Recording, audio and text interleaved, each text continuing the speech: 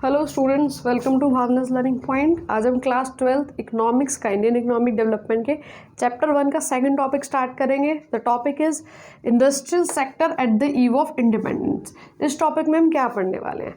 देखो, हम पढ़ने वाले हैं हमारे इंडस्ट्रियल सेक्टर की। ब्रिटिशर्स के आने के बाद हमारे इंडस्ट्रियल सेक्टर में उन्होंने क्या पॉलिसीज ली और एज अ रिजल्ट हमारे इंडस्ट्रियल सेक्टर कैसा हो गया।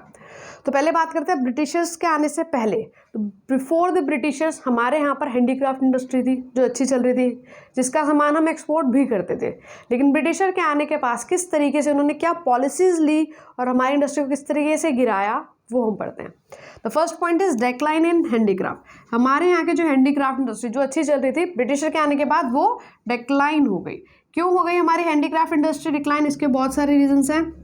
फर्स्ट ऑफ ऑल, हमारे हैंडीक्राफ्ट को मिला कंपटीशन। किससे कंपटीशन मिला? मशीन मेड गुड्स से। ब्रिटेन से मशीन मेड गुड्स आते थे, तो वो मशीन के गुड्स जो होते हैं, जो मशीन गुड्स हैं, मशीन मेड गुड्स हैं, वो उनसे अब हमें compete करना पड़ेगा। तो मशीन मेड गुड्स हैं तो ऑब्वियसली थोड़े चीप होंगे, ठीक है, प्लस वो ज़्यादा क्वांटिटी में भी बनाएंगे। तो उन्होंने अपने प्रोडक्ट्स को इंडिया के अंदर फैलाया, ठीक है। प्लस रेलवेज थी, तो रेलवेज की वजह से और ज़्यादा फैले उनके गुड्स। तो हमारे जो प्रोडक्ट तो थोड़े कंपैरेटिवली एक्सपेंसिव बनते थे, ठीक है। उनको कौन खरीदेगा जब ब्रिटिश के machine made good cheap rate पे अवेलेबल है? तो ये हमारे हैंडीक्राफ्ट इंडस्ट्री को ब्रिटिश के मशीन गुड से कम्पीट करना पड़ा। नेक्स्ट पॉइंट इज हमारे हैंडीक्राफ्ट और क्यों डिक्लाइन हुआ? Because of change in pattern of demand. अब change in pattern of demand का मतलब क्या रहेगा यहाँ पर कि हम जो डिमांड करते थे प्रोडक्ट्स की, पहले इंडिया के प्रोडक्ट्स डिमांड में थे इंडिया के अंदर, प्लस अब जब ब्रिटेन आया तो ब्रिटिश जो पहनते थे, वो जो कपड़े पहनते थे ब्रिटिशर्स, तो हमारे लोगों को भी वही पहनना है, ठीक है, वैसे ही रहना है। तो हमारे डिमांड के पैटर्न्स भी चेंज हो रहे हैं, ठीक। हमें हमारे ऊपर भी वेस्टर्न इन्फ्लुएंस हो रहा है। वेस्टर्न जैसे आज हम कपड़े पहनते हैं, वेस्टर्न इन्फ्लुएंस है, वैसे ही उस वक्त भी ब्रिटिश को देखकर हम भी वेस्टर्न इन्फ्लुएंस हो रहे थे। तो हमारे डिमांड के पैटर्न्स चेंज हो रहे थे। प्लस हैंडीक्राफ्ट हमारा इसलिए भी डिक्लाइन हो गया क्योंकि ब्रिटिशर्स जो हमारे साथ डिस्क्रिमिनेटरी पॉलिसी करते थे। डिस्क्रिमिनेटरी टैरिफ पॉलिसी, टैरिफ का मतलब ज़्यादा कुछ नहीं है, टैक्स ही होता है एक तरीके का।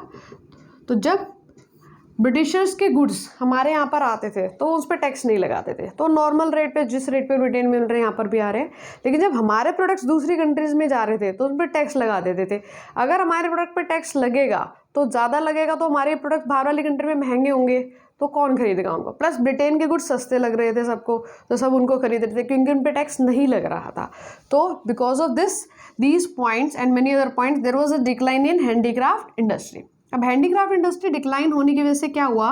दो चीज़ें हुई। हमारी कंट्री में बहुत ज़्यादा मासिव अनएम्प्लॉयमेंट हो गई। अनएम्प्लॉयमेंट इसलिए हुई क्योंकि हमारी कंट्री के अंदर बहुत ज़्यादा इंडस्ट्रीज तो नहीं थी, यही इंडस्ट्री चल रही थी और उसमें भी इतना डिक्लाइन आ गया इन पॉइंट्स की वजह से। तो there was massive unemployment. Plus अगर आपकी कंट्री के अंदर गुड्स नहीं है, कोई गुड्स बना नहीं रहा, तो आपको इम्पोर्ट करने पड़ेंगे। तो there was increase in import of, कहाँ से इंपोर्ट करते थे? ब्रिटेन से। तो अब आप ब्रिटेन से इंपोर्ट ज़्यादा कर रहे हो क्योंकि आपकी कंट्री में हैंडीक्राफ्ट इंडस्ट्री तो गई, ठीक है। तो this was the point first. Then is deindustrialisation policy.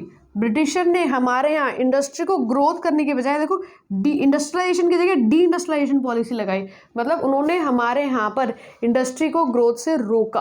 अब क्या ऑब्जेक्टिव थे उनकी डी इंडस्ट्रियलाइजेशन पॉलिसी के? तो पेपर में आएगा, what were the two fold objectives of deindustrialisation policies of Britisher. तो देखते हैं कि दो ऑब्जेक्टिव क्या थे ब्रिटिशर्स के। सबसे पहला ऑब्जेक्टिव क्या थे? वो इंडिया को क्या बनाना चाहते थे? इम्पोर्टर बनाना चाहते थे। किसका? फिनिश्ड गुड्स का। कि हम यहाँ पर कोई फिनिश्ड गुड्स ना बनाएं, हम ब्रिटेन से मंगवाएं। सेकेंडली वो क्या बनाते थे? इंडिया को क्या बनाना चाहते थे? एक्सपोर्टर। किस चीज़ का एक्सपोर्टर? रॉ मटेरियल का, हम कह सकते हैं प्राइमरी गुड्स का। तो इसका मतलब वो ऐसा क्यों करते हैं? हमारे यहाँ से रॉ मटेरियल जाएंगे, फिनिश्ड गुड्स हम दूसरी कंट्री से लेंगे। वो ऐसा इसलिए कर रहे थे क्योंकि इस टाइम पीरियड में ब्रिटेन के अंदर इंडस्ट्रियलाइजेशन चल रही थी। वहाँ पे बहुत सारी इंडस्ट्री खुल रही है। अगर ये इंडस्ट्री खुलेंगी वहाँ पर तो क्या होगा? इंडस्ट्री को रॉ मटेरियल चाहिए होगा, वो इंडिया से ले लेंगे। फिर इंडस्ट्री के लिए बहुत सारे प्रोडक्ट्स बनेंगे, उसको एक मार्केट चाहिए। तो इंडिया को उन्होंने अपने फिनिश्ड गुड्स की मार्केट बना लिया। तो ये था उनका objective behind the deindustrialisation policy. Next point हमारा आता है hardly any capital good industry. हमारे यहाँ पे कोई कैपिटल गुड इंडस्ट्री नहीं थी। अब कैपिटल गुड से हमारा मतलब होता है कि ऐसी इंडस्ट्रीज़ जो कैपिटल गुड्स मतलब मशीन्स, टूल्स, इक्विपमेंट्स ये सब बना रही है। बिना मशीन के ऑब्वियसली आप इंडस्ट्री नहीं खोल सकते। तो अगर आपके पास कोई ऐसी फैक्ट्री नहीं है जो मशीन बना रही है तो आप कैसे इंडस्ट्री खोलोगे, ठीक है। तो there was hardly any capital good industry. हमारे यहाँ पे कैपिटल गुड इंडस्ट्री नहीं थी, ठीक है, जिसकी वजह से यहाँ इंडस्ट्रियलाइजेशन पॉसिबल नहीं थी। Next is low contribution to GDP. हमारा जो इंडस्ट्रियल सेक्टर था, इंडस्ट्रियल सेक्टर वैसे ही डिक्लाइन हो रहा है। अब डिक्लाइन हो रहा है तो फिर वो जीडीपी में कैसे कंट्रीब्यूट करेगा, तो बहुत कम कंट्रीब्यूशन करता था इंडस्ट्रियल सेक्टर कंट्री की जीडीपी मतलब कंट्री की इनकम में। Next is limited area of operation of public sector. अगर हम पब्लिक सेक्टर की बात करें गवर्नमेंट की, ब्रिटिश गवर्नमेंट की, तो उसका एरिया जो था बहुत ही लिमिटेड था। मतलब वो सारी इंडस्ट्री में ग्रोथ करने के लिए नहीं मदद करता था, जहाँ जहाँ उसको बेनिफिट लगता था उस इंडस्ट्री की ग्रोथ में हेल्प करता था। अब इसका आ सकता है कि कहाँ कौन कौन से लिमिटेड एरियाज थे जहाँ पे पब्लिक सेक्टर ने अपना रोल प्ले करा। तो ये कहाँ रोल प्ले करता था, रेलवेज में, पावर जनरेशन में, देन कम्स कम्युनिकेशन, पोर्ट्स हो गए आपके। तो ये तो एरिया है, या फिर कुछ डिपार्टमेंटल अंडरटेकिंग। तो इन एरियाज में पब्लिक सेक्टर कंट्रीब्यूट करता था। अदरवाइज बाकी इतने सारे एरियाज होते हैं उनसे फिर बहुत लिमिटेड एरिया जिसमें पब्लिक सेक्टर अपना रोल दिखा रहा था। नेक्स्ट हम देखते हैं कि what was there in 19th century और 20th। अगर हम बात करें second half of 19th century की, तो इसमें थोड़ी मॉडर्न इंडस्ट्री थी जो इमर्ज हुई थी। लेकिन ऐसा नहीं कि बहुत सारी मॉडर्न इंडस्ट्री अलग अलग एरिया में इमर्ज हो, लेकिन वो सिर्फ दो ही टाइप की मॉडर्न इंडस्ट्री हमारे यहाँ पर आई थी। एक हमारी जूट टेक्सटाइल आई, एक हमारे कॉटन टेक्सटाइल आई। अगर हम बात करते हैं हमारी जूट टेक्सटाइल की, तो that was concentrated in Bengal. तो बंगाल में कंसंट्रेशन था। और ये जो इंडस्ट्री थी कि कौन डोमिनेट करता था इस इंडस्ट्री को, फॉरेनर्स डोमिनेट करते थे, ठीक है। तो this was our jute industry जो कि बंगाल में कंसंट्रेटेड थी और फॉरेनर्स डोमिनेट करते थे। फिर नेक्स्ट बात करते हैं हमारी कॉटन इंडस्ट्री की। ये थोड़ी वेस्टर्न एरियाज में डोमिनेट थी, फॉर एग्जांपल गुजरात, महाराष्ट्र वगैरह, और इसके अंदर इंडियन डोमिनेट कर रहे हैं उसको, ठीक है।